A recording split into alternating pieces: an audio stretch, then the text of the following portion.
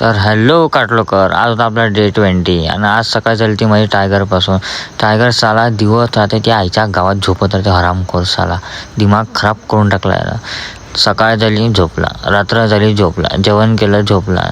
त्यानंतर मी घेतला आपला प्रोटीन शेक. 2-3 दिवस जिम का चालू आहे, थोडा विकनेस पण वाटत होती म्हणून थोडा प्रोटीन शेक घेऊन घेतला. खालता आल्यानंतर बघितलं तर माझ्या दोन्ही गाड्या आज ट्रिपवर जाणार होत्या. चांगली गोष्ट आहे घरी राहणार. त्यानंतर मोठी गाडी ते निघून गेली, त्याला मागं मी पण निघून गेलतो, पण ते समोर निघून गेली. मी मागत राहिलो कारण की माझी स्कूटी होती ना, ती कार होती म्हणून. त्यानंतर मी फटाफट येऊन गेलो पेट्रोल पंपवर. ह्या पेट्रोल पंप असा आहे जिथे मी स्वतःच्या हाताने स्वतःहून पेट्रोल भरतो. त्यानंतर मी टाकलं पेट्रोल माझ्या गाडीत पेट्रोल टाकल्यानंतर मी सरळ गेलो भाई मार्केटमध्ये. पण मी तिकडून बी जाऊ शकतो, पण मी वापस रिटर्न माझ्या घराकडे आलो आणि घराकडून सीधा स्विमिंग पूलकडून, म्हणजे आपला सिमेंट गोडाऊनचा रस्ता आहे, IDP स्विमिंग पूलकडे जो रस्ता आहे तिकडे आलो होतो. म्हणजे तिकडून जात होतो कारण की मला इथे काम चालू आहे, ते काम बघायचं होतं. कारण की इथं पुरं डांबरचा रोड होणार आहे आणि साईडने तुम्हाला सांगितलं तर मागच्या ब्लॉकमध्ये फुटपाथ होणार आहे, तिथे तसं होणार. त्यानंतर हे झालं, याचं काम कुठपर्यंत अर्धं काम झालं तर अर्धं काम आलं. गेलो मार्केटमध्ये कारण की परवाच्या दिवशी परवा काल आहे मी एक शूट मारला होता. करण भाऊन मला ऑर्डर दिला होता, म्हणजे एक रिक्वायरमेंट केली त्याच्या सिस्टरनी, की त्याला वेलकम बेबीचा एक रील बनवायची आहे. बस थोडं डाटा त्याला करणं द्यायचं होतं. तिकडं करण आपलं काम पण करतो, मी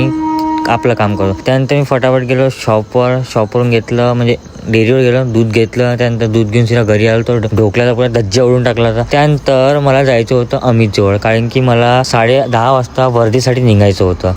आणि मी माझ्या भावाला म्हटलं का भाऊ चाल मला सोडून दे, पण तो म्हणे माझ्याकडे टाईम नाही आहे, तो म्हणजे बहाणे मारतो होता. आज सगळा भाऊ आज असा करत आहे. एक गोष्ट तर माहीत पडली ना का, वक्त का पता नहीं चलता अपनों के साथ, लेकिन अपनों का पता चल जाता है वक्त के साथ. हे लाईन खास करणं आज माझ्यावर सूट झाली. मी मिराजला पण कॉल केला, पण मिराज पण म्हणे 5 मिनिटं आलं. त्या 5 मिनिटाच्या मोजून अर्धा तास लावला. चल जाऊ दे भाई, मी लास्ट फायनली माझ्या घराजवळून पंचवटीपर्यंत भाई पैदल गेलो, मला काही प्रॉब्लेम नाही. त्यानंतर लास्ट ज्या व्यक्तीला पॉसिबल नव्हतं येणं, तो व्यक्ती लास्ट त्यानं ट्राय केलं आणि तो स्वतः आला मला घ्यायला, नाही का.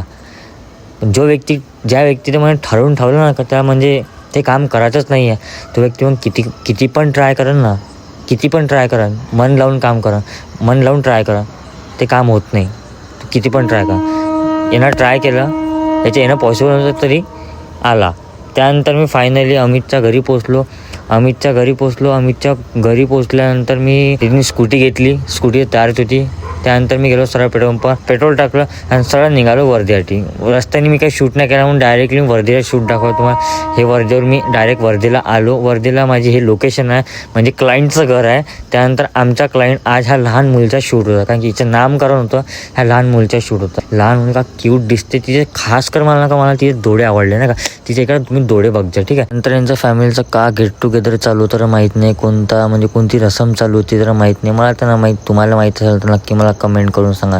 त्यानंतर आम्ही काही काम नव्हतं तर मी पण खाली पिली बसलो होतो. विचार करत होतं की आजच्या शूट कसा करायचा. क्लायंटने रिक्वायरमेंट करून दिली ती की रील मला एकदम हाय प्रोफेशनली, म्हणजे खूप छान रील बनवून दे, जशी तू बाकी लोकांची बनवते. हे माझ्या क्लायंट नाही म्हणतात, मग फॅमिली मेंबर म्हणतात, हे अमितची सिस्टर. त्यानंतर मी फायनली आमच्या नेक्स्ट लोकेशन घेऊन पण त्यांच्याच लोकेशनवर आलो होतो. नेक्स्ट त्यांनी पुरा इव्हेंट हॉलमध्ये ठेवला होता. नामकरणचा जे इव्हेंट होता तो पुरा हॉलमध्ये आल्यानंतर सगळ्यात पहिले मी बघितलं कूलर, कारण गरमी खूप जास्त होती ती. बापरे, खूप जास्त.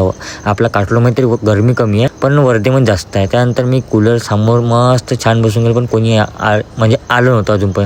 त्यानंतर फायनली दोघं येऊन गेले होते, तिघं. त्यानंतर तिघांचा मी शूट करायला चालू, कॅमेरा काढला, शूट केला. त्यानंतर थोडा बहुत क्लिप्स घेतल्या, स्टेजच्या क्लिप्स घेतल्या.